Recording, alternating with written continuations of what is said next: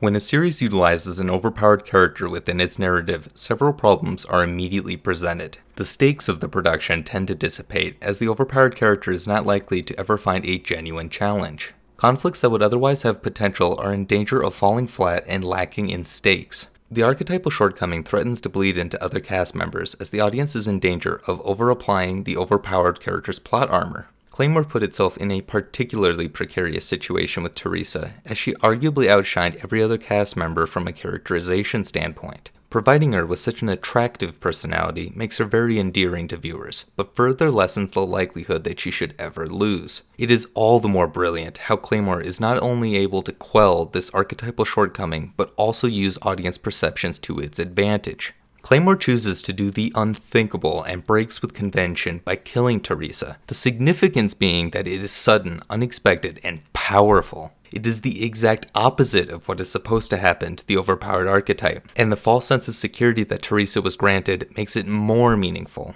However, the way that it executes the concept is much more impressive than its bravery in executing the unexpected. Teresa is defeated by a blatant cheap shot. The audience is denied any feelings of satisfaction in a hard-fought fight where Teresa was just barely beaten out by some secret technique or power-up. Instead, she is defeated by her own arrogance, leaving viewership effectively blue-balled. Teresa's death was granted added significance because she had only recently made personal discoveries and decisions that made her happy. She had finally found a purpose, only to have her bright plans for the future snuffed out when they had only begun, leaving a child orphaned in her wake. Claire carrying Teresa's head in a state of shock and disbelief is a fantastic parallel to how many audience members are reacting. It isn't about anger or sadness, it's about inability to process what has transpired. Having a loved one die is often explained as sudden and tragic, yet it is rare for that to be the audience's reaction to a character death. This is true for a variety of reasons, though it is likely that the primary culprits are shallow characterization and the fact that character death within fiction is relatively common. Claymore combats both of these problems masterfully and affords the audience a similar experience to Claire's shock at Teresa's death. Claire's experience is made realizable to the audience precisely because Claymore is aware of obvious audience expectations and assumptions. Guy, I don't go into shows with any expectations.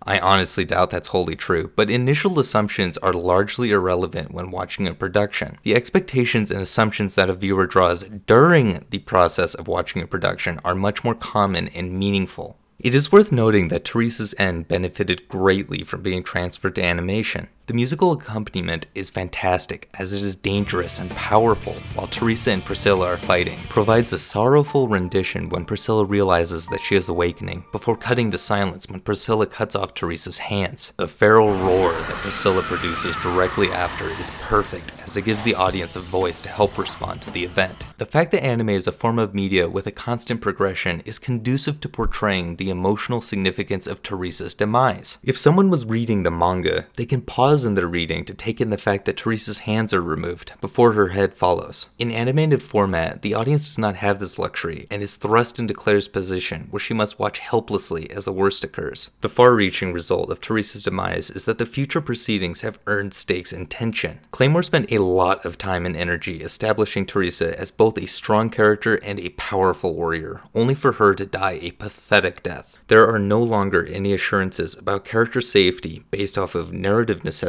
fan attachment, or even character's level of power. Claire's goal of revenge becomes more relatable to the audience because their connection to her goal is likely personal. The audience was afforded a relationship with Teresa and is very clearly given the sense that Priscilla cheated. She didn't deserve to live. She didn't deserve to beat Teresa. She's a disgusting cheat and she deserves to be destroyed. Claymore crafted a simple solution to a complex problem and backed up the idea with excellent execution, not only from a narrative perspective, but also with aspects that are unique to anime as a medium.